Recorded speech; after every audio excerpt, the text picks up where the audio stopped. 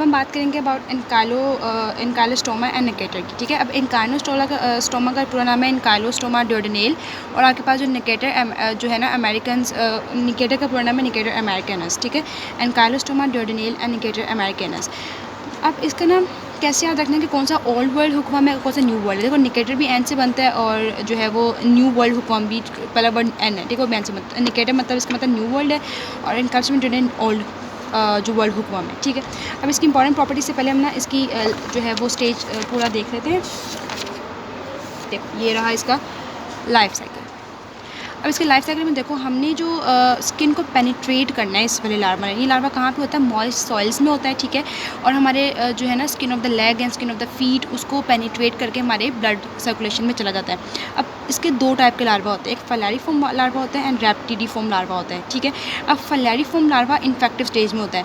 देखो जैसे उसकी दो स्टेजेस थी ना, इन्फेक्टिव एंड जो थी डायग्नोस्टिक, इसकी भी दो स्टेजेस आपके पास है। देखो ये आपके पास इन्फेक्टिव स्टेज है, ये आपके पास डायग्नोस्टिक स्टेज है, ठीक है। अब इन्फेक्टिव स्टेज में ही फलैरिफॉर्म लार्वा पेनिट्रेट करेगा स्किन को, फिर सर्कुलेशन में जाएगा, इसमें भी सेम वही चीज़ है, लंग्स में जाएगा, ट्रेकिया में जाएगा, फेरिंग्स में जाएगा, हम सोलर करेंगे, फिर आपके पास सोलर करने के बाद इंटेस्टाइन में पहुंच जाएगा, ठीक है।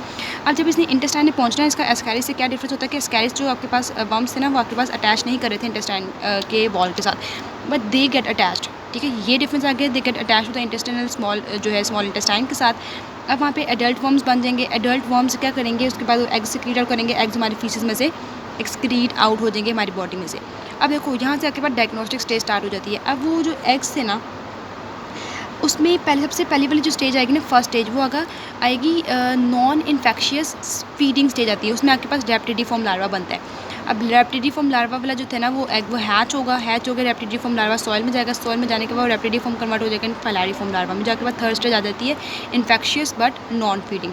ये सारा का सारा हो गया इसका लाइफ साइकिल। ह्यूमंस में कैसे होता है, एक्सटर्नल एनवायरनमेंट में कैसे होता है, ये हो गया। अब आपने इसकी इंपॉर्टेंट प्रॉपर्टीज़ देख लो क्या होती हैं। ये मैंने आपको सबसे पहले बता दिया, स्किन में पेनिट्रेट करता है, फीट और लेग ब्लड में कैसे सब कुछ होता है। अब जब मैंने आपको बताया था कि ये आपके पास अटैच होता है विद इंटेस्टाइनल वॉल, अब जो निकेटर वाला था ना, निकेटर अमेरिकनस, वो इंटेस्टाइनल वॉल के साथ अटैच होगा बाय कटिंग प्लेट्स, और जो एनकाइलोस्टोमा है उसमें अटैच होना है विद टीथ, ठीक है। अब इनको इनकी न्यूट्रिशन कहाँ से मिलनी है, जो आपके पास इंटेस्टाइनल विलाएँ हैं ना उनके अंदर जो कैपिलरीज होती हैं, they feed from that blood, ठीक है। जो कैपिलरीज होते हैं इंटेस्टाइनल विलाए वहाँ से ले रही होते हैं ये ब्लड। और यही मैंने आपको स्टेजेस के बारे में बता दिया कि एग सबसे पहले कहाँ जाता है नॉन इन्फेक्शियस फीडिंग लार्वा में जो रैप्टिडिफॉर्म होता है, एंड देन आपके पास इन्फेक्शियस एंड नॉन फीडिंग जो फलैरिफॉर्म होता है, जो कि हमें स्किन में पेनिट्रेट करके अपना लाइफ साइकिल कंप्लीट करता है। अब इसकी पैथोजेनेसिस देखो कि आपके पास इसमें मेन चीज़ें क्या आती है इसकी पैथोजेनेसिस में। इसकी पैथोजेनेसिस में आपका पेशेंट प्रेजेंट करता है, कैसे प्रेजेंट करेगा, उसको होगा माइक्रोसिटिक एनीमिया।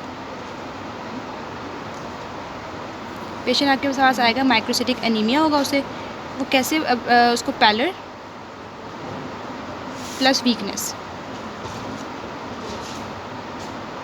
ठीक है, ये चीज़ें होंगी पेशेंट में, ठीक है। उसके लॉस ऑफ ब्लड, अगर लॉस ऑफ ब्लड क्यों हो रहा है, क्योंकि आपके पास जो एनकाइलोस्टोमा वगैरह होते हैं ना, जब वो इंटेस्टाइनल विलाई के जो कैपिलरीज में से ब्लड लेते हैं ना, वो इंटेस्टाइनल वॉल को ज़ाहिर है उसको इंटेस्टाइनल वॉल में कोई होल वगैरह प्रोड्यूस होता होगा, तो वहाँ पे ये एंटीकोएगुलेंट सिक्रीट कर देते हैं। अब उस एंटीकोएगुलेंट की वजह से उस एरिया में से ब्लड ऊज आउट करता रहता है, और हमारी जो है ना बॉडी में से लॉस होता है, ठीक है। 0.1 से 0.3 ml ब्लड जो है वो लॉस होता है पर वर्म, जो हमारी बॉडी में से एक्सक्रीट होता है। अब आपके पास देखो कि ये मैंने बता दिया, वीकनेस होता है, पैलर होता है, माइक्रोसिटिक एनीमिया होता है। उसके बाद एक और लफ्ज़ आता है ग्राउंड एज, ये देखो लिखा हुआ है ग्राउंड एज। अब ग्राउंड एज क्या होता है कि जब जिस पॉइंट पे ये हमारे स्किन को पेनिट्रेट करता है ना, चाहे लेग की स्किन है या जो लेग की थी या फीट की थी, वहाँ पे आपके पास प्यूराइटिक्स है ना, या तो आपके पास एक पेप्यूल सा बन जाता है, वेजिकल बन जाता है, ठीक है, जहाँ से ये करता है एक वो आपके पास ने पैथोजेनेसिस में आपको मिलेगा। देन आपको ये भी लंग्स में जाता है, हमने बात की ना इसके लाइफ साइकिल में, लंग्स में जाके इसमें नमूनिया भी मिलेगा, ठीक है, विद एओसिनोफिलिया, ठीक है, लंग्स। और वहाँ पे एओसिनोफिलिया हमें एस्कैरिस में भी हुआ था, यहाँ पे भी एओसिनोफिलिया होगा। प्लस एक और चीज़ है इसमें, वो है क्यूटेनियस लार्वा माइग्रेंस। क्या है क्यूटेनियस लार्वा माइग्रेंस, मतलब स्किन के अंडर द स्किन आपको लार्वा जो है ना वो नज़र आएगा माइग्रेट करता हुआ, ठीक है। लार्वा की वो फुल एक वो जो शेप होती है वो बनेगी, मतलब क्यूटेनियसली भी प्रेजेंट होगा। ये होगी इसकी आपकी पैथोजेनेसिस। अब इसका लैब डायग्नोसिस देखो, लैब डायग्नोसिस में आपके पास वही होते हैं कि आपने एग्स को डायग्नोस करना है, एग्स को ऑब्जर्व करना है स्टूल्स में, ठीक है। माइक्रोस्कोपिकली अपने एग्स को स्टूल्स में ऑब्जर्व करना है। देन आपके पास स्टूल्स में जो फ्रीक्वेंटली आपको ऑकल्ट ब्लड मिलता है, ऑकल्ट ब्लड का मतलब है कि ऐसा जो ब्लड जो स्टूल्स में तो प्रेजेंट है, बट नेकेड आई से आप स्टूल्स में उसको देख नहीं सकते हो, ठीक है। और इसमें भी जैसे कि एस्कैरिस में भी एज़ोनोफिलिया था, यहाँ पे भी एज़ोनोफिलिया होगा। और ट्रीटमेंट और प्रिवेंशन इसकी सेम वही है जो कि एस्कैरिस की थी।